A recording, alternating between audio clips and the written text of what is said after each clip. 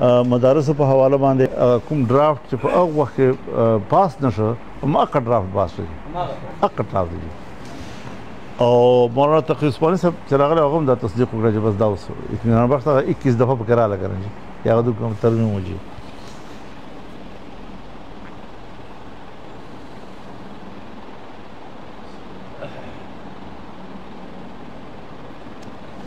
نو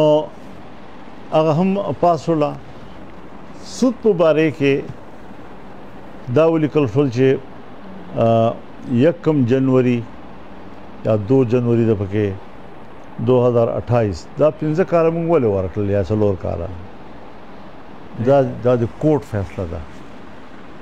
کورټ شریعت کورټ چې کومه فیصله د سود خلاف ورکړې ده په هغه کې تمامو ادارو ته ویلي دي چې تر 2027 اخره پورې به تاسو د خپل ادارې کې دننه تمام مالیاتي نظام سودی علایشونه پاکوي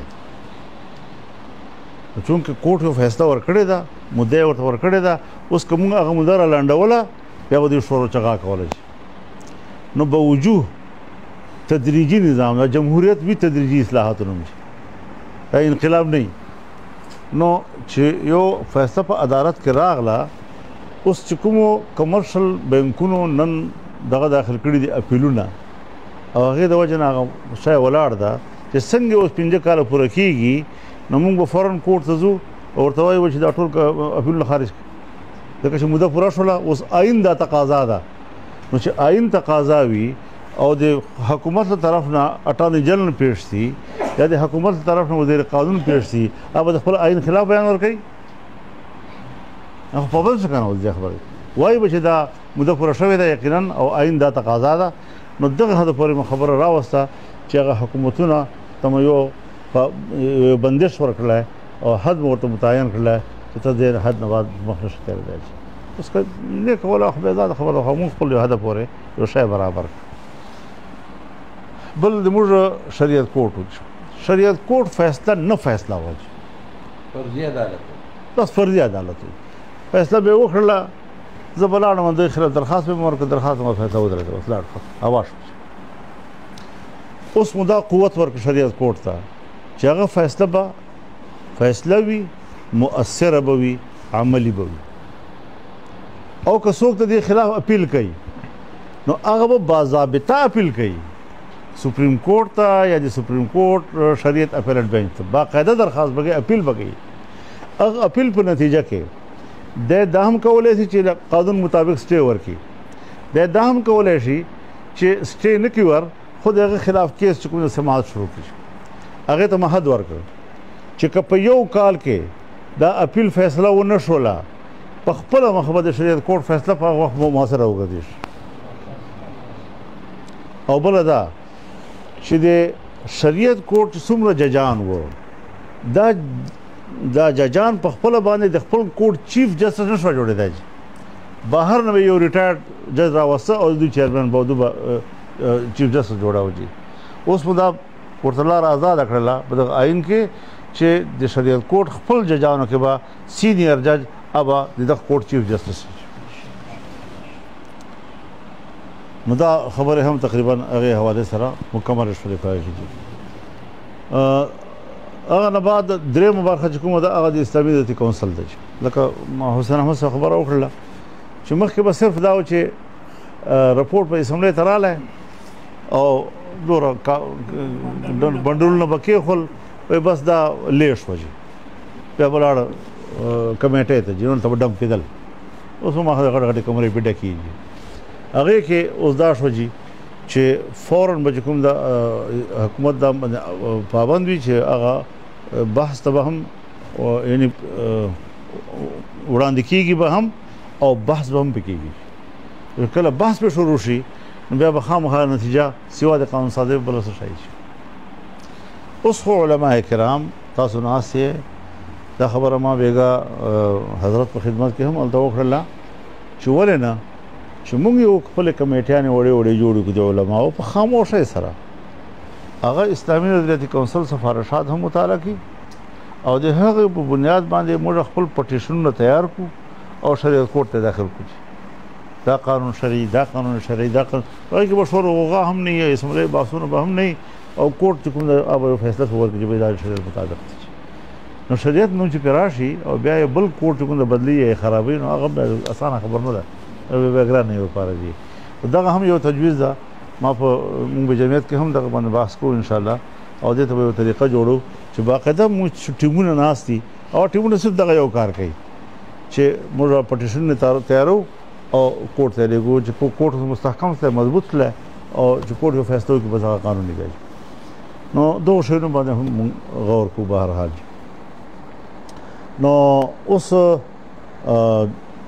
دا درې خبرې چې کوم دا په دغه کړاله او یو قانون و اکټ مدارس وال هغه اکټ په صورت باندې پاس شو او سېنات نام پاس شو بیا قومي اسمبلی کې لګ لیټ شو ولې چې هغه پرنٹ نو راغله کوم قانون چې جوړ شي بیا قومي اسمبلی ته راځي په قومي اسمبلی کې چراغ نو وزیر اعظم له تقریر نه بعد وزیر قانون پاس دی او ویشه یو ټکی لا پاتې ده او زما تقریر نه بعد څه پاتې ویل استاجي بیا دا بل پیش کړي په دې بل کې یو ټکی چې التمو په سېنات کې په دې منلای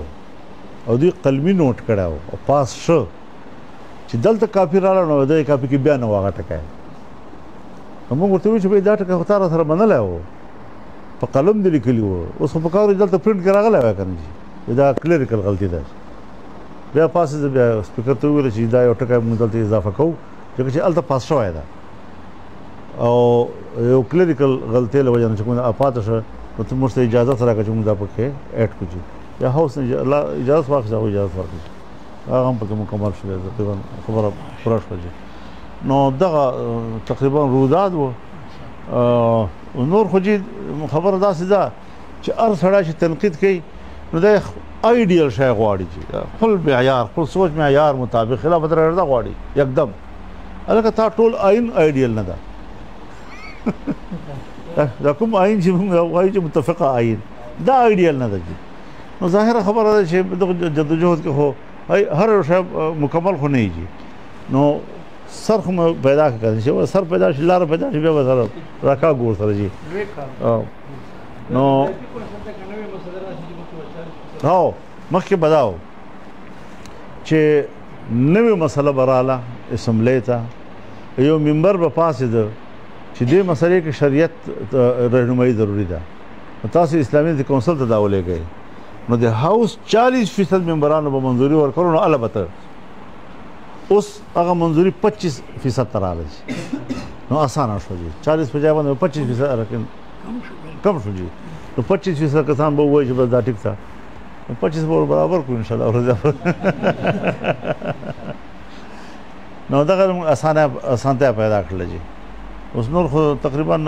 سفارشات مکمل دي بیا خبره خو کله راشي پکې دا خلاصه وټول کلام او نور بوس مخ باندې خپل غوړنو لئن شکرتم لازیدنکم نو اوس کوم خلک چې دا شکایت کوي یا تنقید کوي او لږ خلافت راشد ته ځان ورسیږي برداشت چې دا خو عمر سره زمانه غو شای نه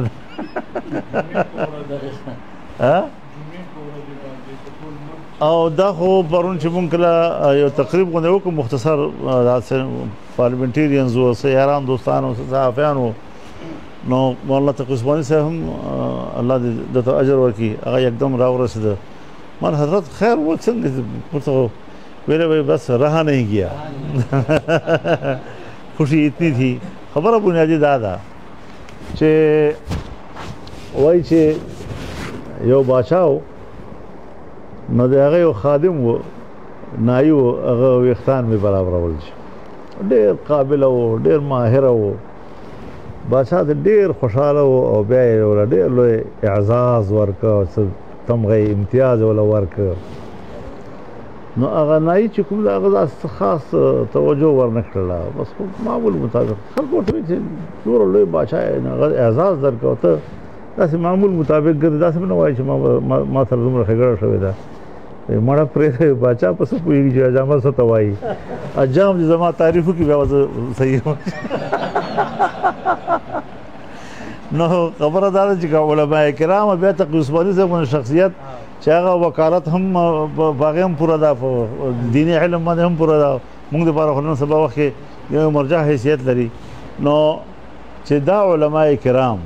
په دغه شي باندې مطمئن وي ما ته نور خلک هېڅ پروا نشته دی او کمزوران شته جدوجهد پکې روان به وي که نه او بهر الله پاک امداد وکړه او چې کوم وخت باندې د جمعې په ورځ باندې په ټول ملک کې موږ یو بې تشکر اپیل هم کړی ده او هغې باندې به الله تعالی نه غواړو چې الله پاک موږ نه راضي